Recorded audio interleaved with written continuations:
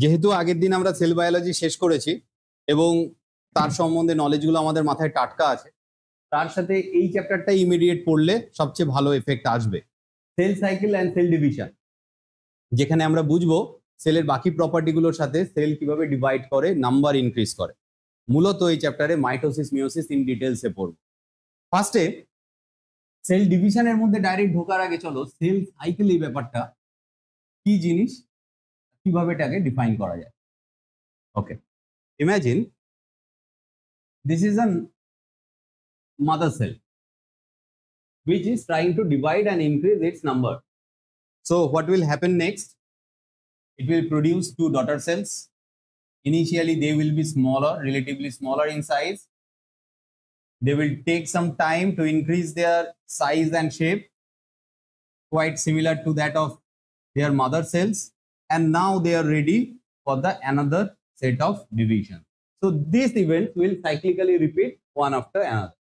এটা চলতে থাকবে এবং এটা ইনডিফিনিট টাইমে তুমি যদি কোনো এক্সটার্নাল ফোর্স ক্রিয়েট করে একে বন্ধ না করো তো নেচারে এনভায়রনমেন্টে এই ঘটনাটা চলতেই থাকবে। Mother cell, daughter cell, mother cell, আবার daughter cell, and they will eventually become mother cell again. কিন্তু এর মধ্যে কিছু জিনিস তো তোমরা খেয়াল করছোই যে একটা মাদার সেল যখন ডিভাইড করছে, ধরো এই জায়গাটা থেকে আমি যদি দাগ কাটি, একদম শুরুতেই সে কিন্তু ডিভিশনে যাচ্ছে না। যেরকমটা আমরাও জানি, আমরাও জন্মে রিপ্রোডাকশনে ক্যাপেবল হই না। একটা বেড়াল ছানা, একটা কুকুর ছানা জন্মেই সে নিশ্চয়ই নতুন প্রজন্মের সৃষ্টি করতে পারে না।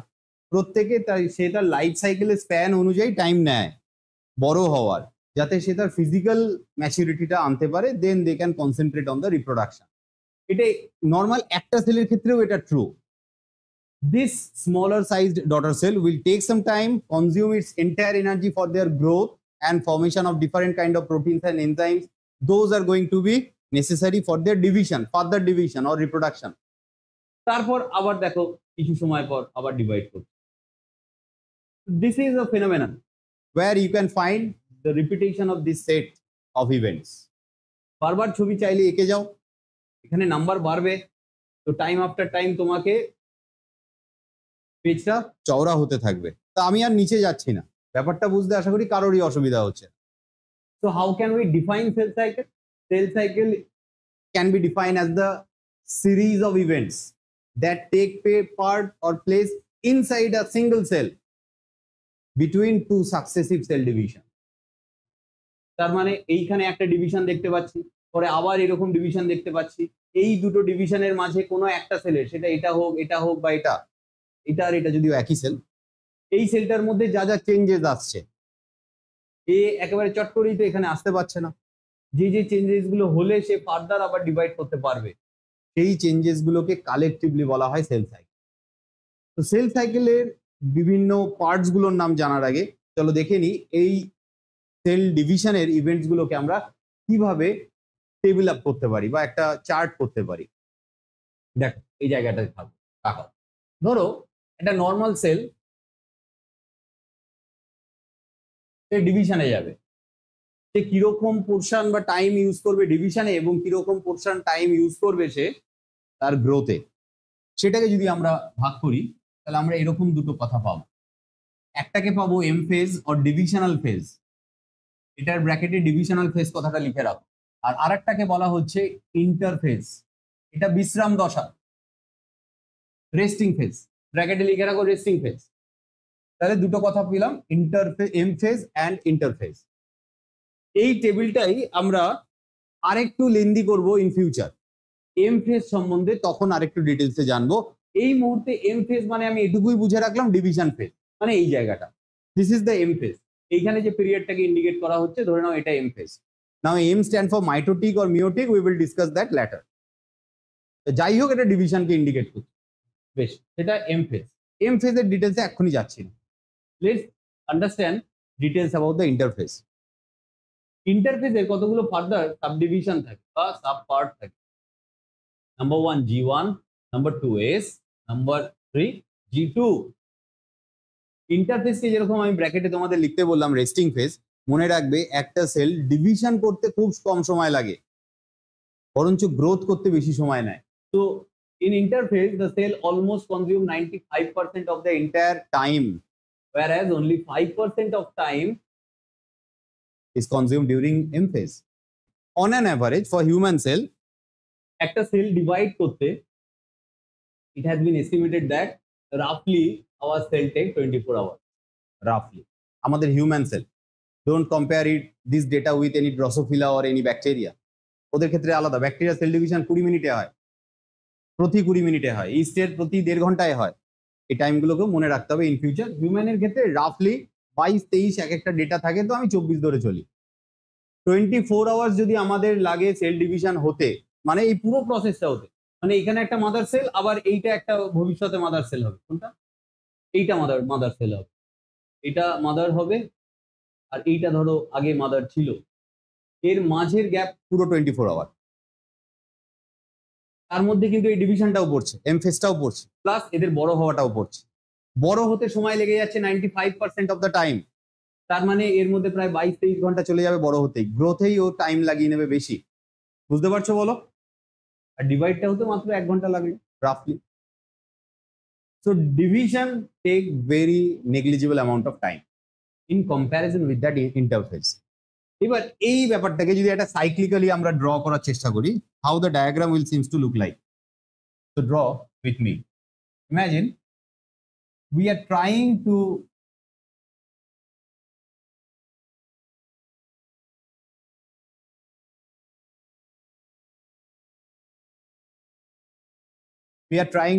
express the event of cell cycle through this circular schematic diagram. Now here we will differentiate or point out different portions out of this circular diagram. এরকম কয়েকটা অংশ কাটো। This entire phase starting from here ending up to there, this entire phase is being indicated as interphase. Only this demarcated part in this diagram indicate the M phase or divisional phase. মানে হিসেবে যেটা 1 ঘন্টা লাগে মানুষের ক্ষেত্রে, এইটা M phase, বাকিটা সম্পূর্ণ এই বিশ্রাম দশা। এবারে বিশ্রাম দশার কটা পার্ট আছে দেখো, G1, S and G2। তো লিখি, চলো এইটা হলো G1, বড় করে লেখো G1, মাঝে আসছে S phase synthesis, G2, G stand for growth or gap, যেরকম ভাবেই বলো না কেন ফুল ফর্মটা ভুলো না, gap phase or growth phase বলা হয়। গ্রোথ ফেজ 1 কি হয়, এখানে সেলটা সবে সবে ডিভাইড করেছে। G1 মানে সেলটা এখন ধরো রাফলি এই অবস্থায় আছে, এই রকম জায়গায় আছে, সবে জাস্ট ডিভিশনটা কমপ্লিট করেছে। দেখো এই যে একটা ভেঙে দুটো হলো না, জাস্ট ধরো ডিভাইড হয়ে এই ফেজটাতে ঢুকেছে। ইন্টারফেজের মধ্যে এটা কিন্তু লংগেস্ট ফেজ ইন্টারফেজের মধ্যে, মানে ধরো ইন্টারফেজ যদি 22-23 ঘন্টার হয়, তো এটাই 11-12 ঘন্টা নিয়ে নেবে। সবচেয়ে বেশি গ্রোথটা G1-এই হয়, মানে ও ধরো এত বড় হবে, তো তার 80% গ্রোথ ওই সময়ই হয়ে যাবে, বাকি রিমেইনিং 10-20% গ্রোথ এই সময় হবে। গ্রোথ 1 ব্র্যাকেটে লিখে রাখো ফুল ফর্ম গুলো, গ্রোথ 2। বেশ, আর কি হয় from growth of the entire cell size, আর কি হয়? এর পরের ফেজটার নাম দেখো, G1 এর পরের ফেজের নাম কি? A stand for synthesis. Synthesis of what? Synthesis of DNA. লিখে রাখো কিভাবে ডিএনএ সিনথেসিস করে, কেন হয়, এই ব্যাপারটা আমি একটু পরে বুঝিয়ে দেবো। আপাতত মনে রাখো এই সময় একটা ডিএনএ রেপ্লিকেশন হয়।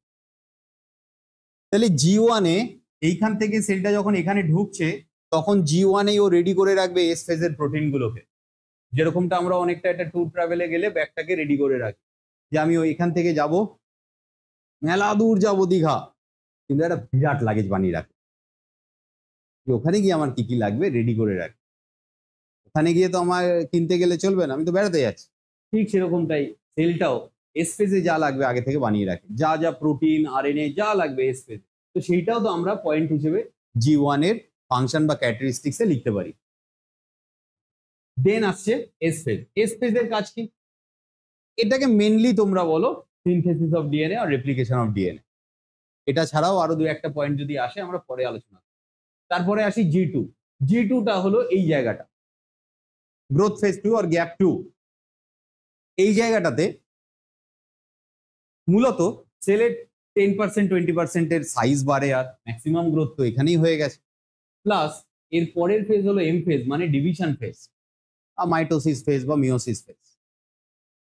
সেখানে কি কি প্রোটিন লাগবে সেগুলোকেও আবার রেডি করে রাখবে, যা প্রোটিন এনজাইম যা যা লাগবে ডিউরিং ডিভিশন ফেজ।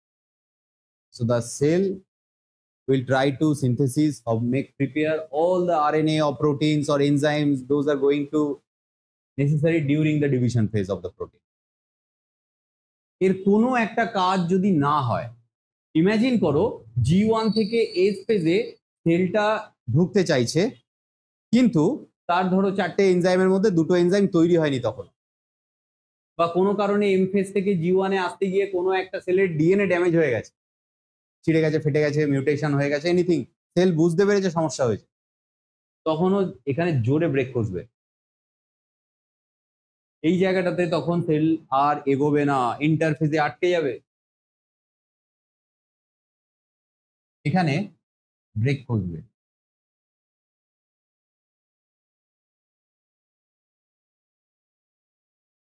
যেরকমটা আমরা হাই রোডে ট্রাভেল করলে দেখতে পারি, কিছু কিছু জাংশনে পুলিশরা দেখবে ব্যারিকেড করে রাখে ট্রাফিকটাকে স্লো ডাউন করানোর জন্য, ঠিক কিনা বলো? দেখেছো তো? ডেফিনেটলি দেখেছো। আমি টোল প্লাজার কথা বলছি না, কোথাও কোথাও দেখবে যাতে গাড়িগুলোকে এরকম ভাবে বেঁকে যেতে পারে, স্পিডটা কমে, জেনারেলি ওখানে মোড় থাকে কোনো রাস্তা, হাই রোডে থাকে। এখানেও ঠিক তাই, এখানে একটা চেক পয়েন্ট এরকম করা আছে, যদি ডিটেক্ট হয় এই গাড়িতে কিছু ভেজাল নিয়ে যাচ্ছে তো পুলিশরা ধরবে। এক্ষেত্রে সেল কি করে? সেল দেখে কিছু আন্ডার প্রিপেয়ার্ড জিনিস আছে কিনা, যেটা স্পেসে লাগবে কিন্তু সেলটা এখনো তৈরি করে উঠতে পারেনি, তাহলে এই জায়গায় ব্রেক কষে দেবে, থামিয়ে দেবে। এরকম আর একটা ব্রেক এই জায়গাটাতে আছে। একই রকম ভাবে G2 এর পরে একটা গুরুত্বপূর্ণ ইভেন্ট হতে চলেছে সেল ডিভিশন, সেখানে গিয়েও সেল যদি দেখে যে এই লাস্ট মুহূর্তে দাঁড়া দাঁড়া দাঁড়া, এই কাজটা তো বাকি থেকে গেল, এই এনজাইমটা তো হয়নি, আরেকটু সময় নি এবং এই কাজটাকে আগে সম্পূর্ণ করি। এবং যদি দেখা যাচ্ছে 2 ঘন্টা 4 ঘন্টা আরো এক্সট্রা নিয়েও সেলটা ওই জিনিসটা বানাতে পারলো না, তো মেরে ফেলবে এই সেলটাকে, এটাকে আর ডিভাইডে নিয়ে যাবে না, কারণ এইটা ডিভিশনে গেলেও তো ডিফেক্টিভ সেল তৈরি করবে। এইরকম মেকানিজম আছে, এটাকে বলা হয় G2M চেক পয়েন্ট। চেক পয়েন্টের কাজ খুব গুরুত্বপূর্ণ, এটা পরীক্ষায় আসে। আর একটা আছে এম ফেজের মাঝখানে, নিয়ার অ্যাবাউট অ্যানাফেজে থাকে, সেটা আমরা পরে আলোচনা করব, সেটাকে এম চেক পয়েন্ট বলা হয়। এইরকম জায়গায় থাকে, রাফলি এঁকে রাখতে পারো, এম চেক পয়েন্ট। এর মধ্যে সবচেয়ে গুরুত্বপূর্ণ চেক পয়েন্ট হলো দিস ওয়ান।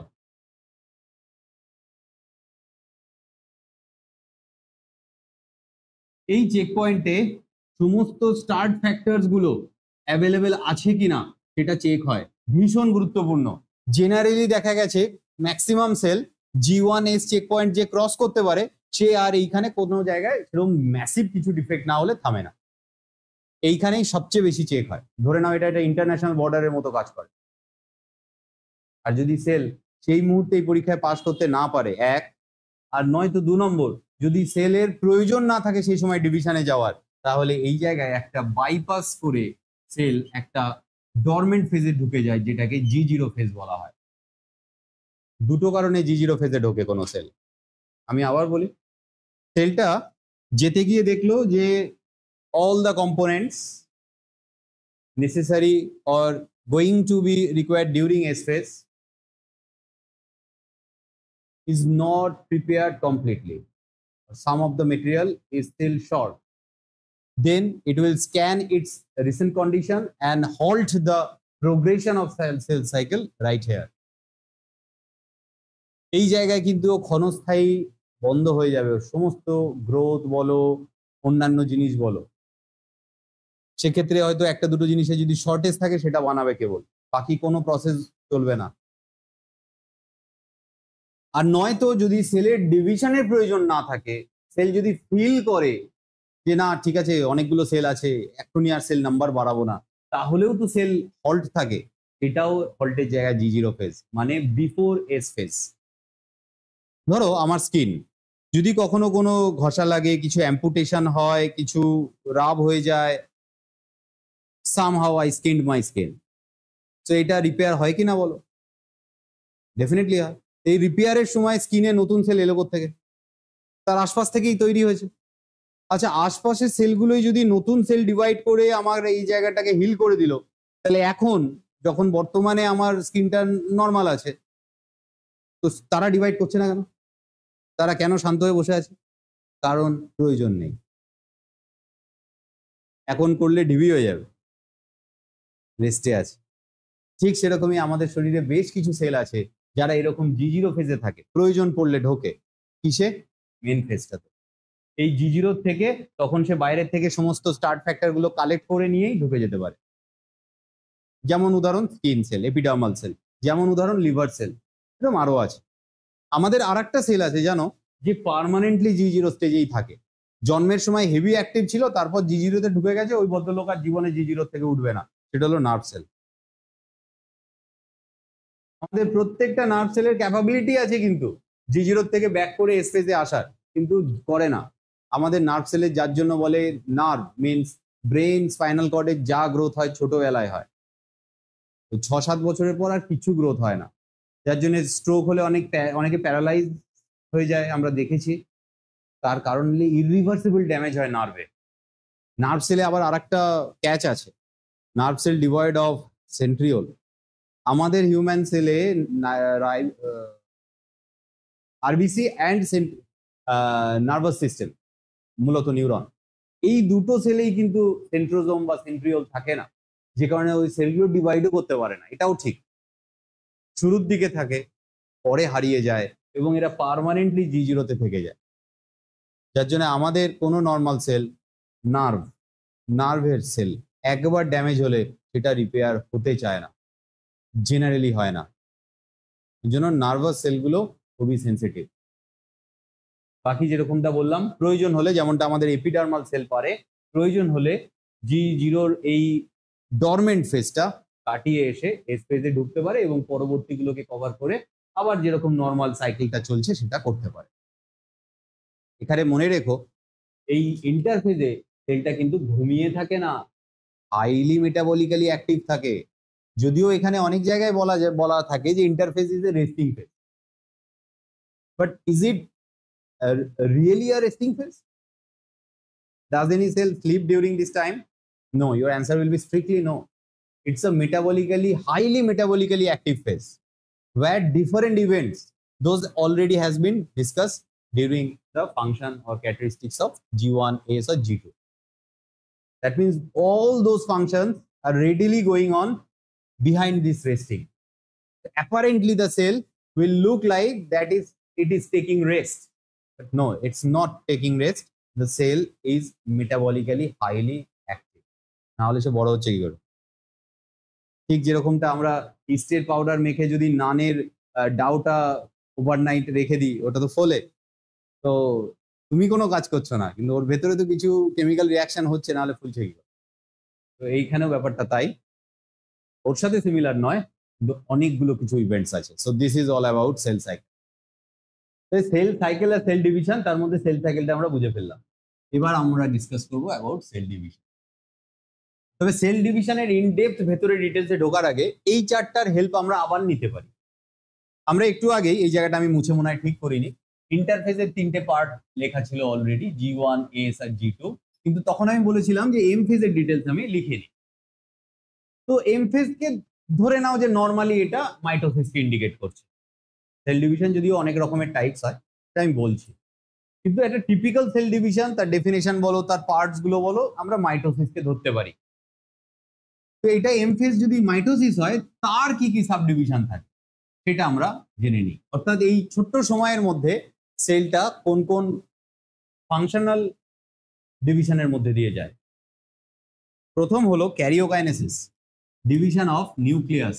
ক্যারিও মানে নিউক্লিয়াস, কাইনেসিস মানে স্প্লিট ডাউন, আর তারপরে হলো cytoplasm split down, splitting of cytoplasm. এই দুটো হলো মেইন ভাগ। এর মধ্যে আবার ফার্দার সাব ভাগ আছে, সাব ডিভিশন। এটার নেই, এর আছে। নিউক্লিয়াস ডিভিশনটাই কিন্তু ডিভিশনের মধ্যে কঠিন। ব্যাপারটা কিরকম জানো? ধরো ধরো ধরো কচুরি, শীতকালে মটরশুটির কচুরি খাই, এই জিনিসটা না মানলে না আমার মুখ দিয়ে মানে একদম স্যালাইভেশন স্টার্ট হয়ে যায়। আই রিয়েলি লাভ মটরশুটির কচুরি। মটরশুটির কচুরিতে আমরা আমাদের বাড়িতে মা, দিদিমা, ঠাকুমাদের কিরকম দেখি বানাতে, একটা ময়দার নর্মাল ডাও বানিয়েছেন, তারপর সেরকম টিপে টিপে বাটি বানালেন, তারপর মটরশুটির পুরটা মাঝখানে রাখলেন এবং ফিল আপ করে দিলেন। বাইরের থেকে ব্যাপারটা কিরকম হতে পারে, সাদাটা সেল, ভেতরে ওই সবুজ অংশটা ধরো নিউক্লিয়াস। এইবার আমি তোমাকে এরকম পুর ভরা একটা ময়দার নেচি তোমার হাতে ধরিয়ে দিলাম। এবার আমি বললাম যে এটাকে ডিভাইড করো, কিন্তু তোমাকে ইনশিওর করতে হবে ভেতরের পুরটা যেন 50%ই ভাগ হয়, মানে তোমার দুটো ভাগেই যেন 50-50 থাকে। এই পরের কথাটা কিন্তু চ্যালেঞ্জিং হয়ে দাঁড়ায়। তুমি ডিভাইড তো খুব ইজিলি করে দেবে, এটা তো এক্সপার্ট, এর আগেও করেছো, মাকে হেল্প করেছো কিভাবে আমরা দেখেছি। কিন্তু এইবার চ্যালেঞ্জিং হয়ে যাবে, কারণ ভেতরের পুরটা 50% গ্যারান্টি তো করা যাবে না। আমি তো বুঝতে পারছি না ভেতরের পুরটা এক্স্যাক্টলি কোন পজিশনে আছে। আমি নয় ভাগ করলাম, এইটাতে 70 চলে গেল, 30 চলে গেল, হতেই পারে। একটাতে কিছু এলো না, আর একটাতে সবটুকু চলে গেল। কোন জায়গায় এক্স্যাক্টলি ওটা পজিশন রয়েছে বাইরের থেকে গেস করা মুশকিল। এইরকম সেল ডিভিশনই হলো আমাইটোসিস সেল ডিভিশন, যেটা মূলত ব্যাকটেরিয়াদের হয়, প্রিমিটিভ সেলদের হয়। ওদের সেল নিউক্লিয়াস সব শুদ্ধ একবারে ওরকম ভাগ হয়ে যায়, যেরকম ভাবে আমি বললাম পুর সমেত যদি ময়দার নেচিটাকে তুমি ভাগ করো। এইবারে শীতে ডেফিনেটলি করো, ভাগ করবি আর একটা করে দেখবি, আর মা তোমাকে পেটাবে, দেখবে তুই একটা নেচি আমার নষ্ট করছিস। আরে দুটো তো নষ্ট করাই যায়, এটা অবশ্যই করো। এতে যেরকম তুমি পারফেক্টলি বলতে পারছো না যে whether I am able to differentiate the green content equally আর 50-50, there is no guarantee of that. তো অ্যামাইটোসিসেও তাই, সাইটোপ্লাজম আর নিউক্লিয়ার কন্টেন্টে সবসময় 50-50 ভাগ হয় না, ভুলভাল হয়, ওদের কিছু যায় আসে না। ব্যাকটেরিয়া তো আছেই, একটা ডিএনএ, ওর কি এলো কি গেল, অসুবিধা নেই। এরা রাফলি এরকম ভাবে করে। মাইটোসিস খুব প্রিসাইসলি হয়, মিওসিস তো বটেই।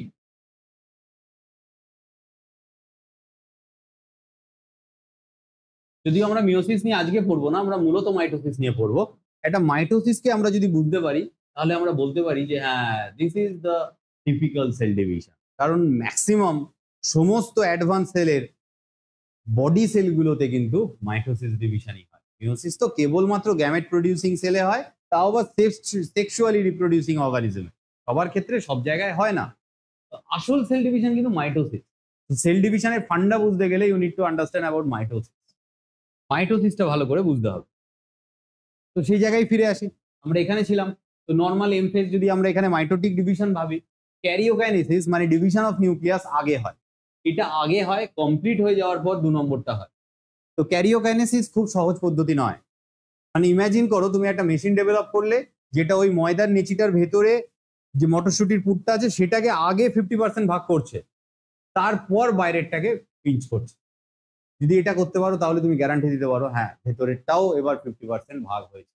সেই অ্যাসিওরেন্সটা মাইটোসিসের মতো উন্নত সেল ডিভিশনে কিন্তু লাগবেই লাগবে।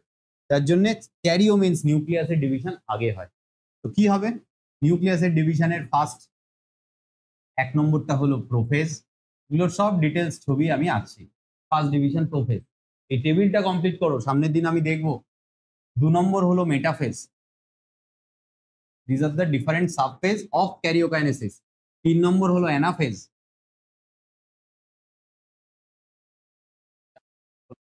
Telophase, right? এই 4টে ধাপে নিউক্লিয়াসটা প্রথমে ডিভাইড হয়ে যায়, তারপর এটা হয়। কিভাবে হয় না হয় আমি সব ছবি এঁকে একটু পরে বোঝাচ্ছি। এই টেবিলটা অনুযায়ী একটা রাফ আইডিয়া হলো যে আমরা কি পড়তে চলেছি।